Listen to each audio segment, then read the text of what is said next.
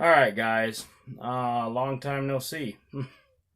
um, so I just wanted to make a quick video on some reloading stuff that I found because I missed it for a little while, and so I figured, well, maybe I should pass this info on. Maybe it might help somebody. So what we're going to be talking about is die depth, setting your die depth, and setting it so that it's correct. Well, it'd be beyond correct, actually, because according to the instructions, it would be incorrect. But anyway, so let's take a look at this press really quick, and I will show you what I'm talking about. Okay, so if you look at this press, when you're setting your die depth, the instructions will say to raise your ram to the top of its stroke. Then take your die and adjust your die down until it touches the shell holder. Once it touches the shell holder, they say to back it off in the smallest of increments, just enough so that it's not touching the shell holder, but as close as possible without touching it, right? Well, here's the problem. Here, let me lube up some cases. All right, so this is the shell, right? The problem with that is that when you resize a shell, it causes drag on the inside of this die. And that drag, so it causes drag, and there's slop in these threads. Whether you want to believe it or not, there's slop in these threads. There's also slop, like let's say you have one of these quick detach, these die quick change, right? So there's slop in there as well. That's the main slop. I mean, there's a little bit of push and pull inside the threads on the die, but the main problem is these quick change. So maybe if you're not running a quick change, this isn't even an issue.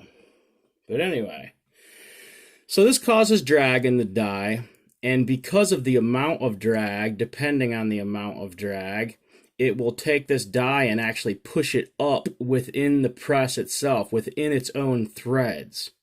So if the die moves up from your original setting, what happens? Well, it leaves a portion of the bottom of this case unsized. You'll have, like, in my case, I was having about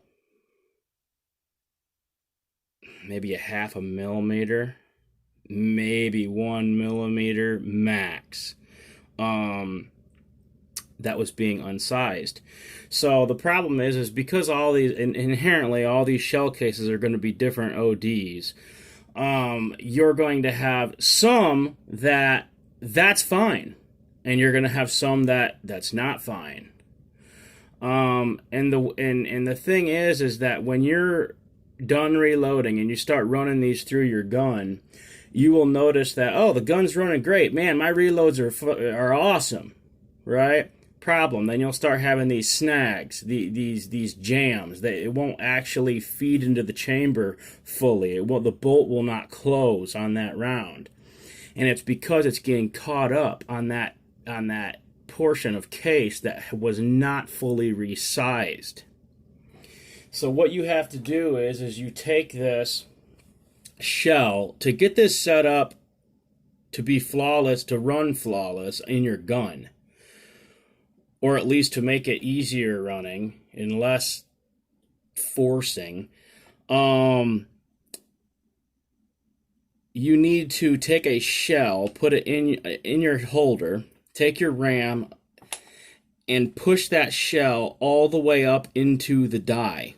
And when you do that, hold the handle down, come in from behind, and shine a light on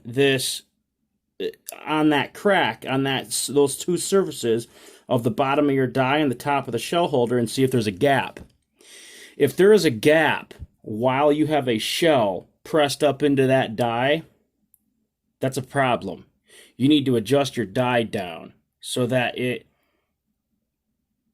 either barely touches the top of that shell holder, or there's a like a paper thin crack between the bottom of the die and the top of the shell holder. One of the two. I personally make it to where it lightly kisses, but honestly, it's bottoming out on the handle before it actually bottoms out on the die.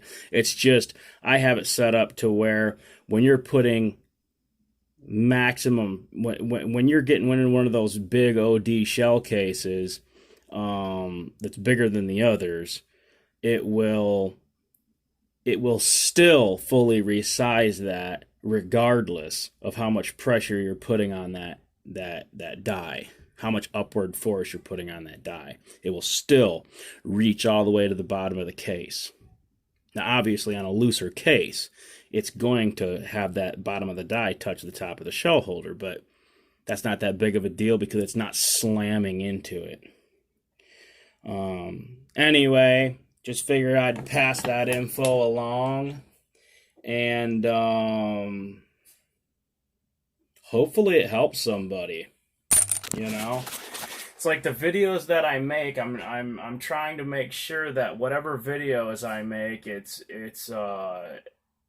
informative from what my experiences are, and you know, you're going to have people agreeing and disagreeing with you because everybody's experiences are different, or at least everybody's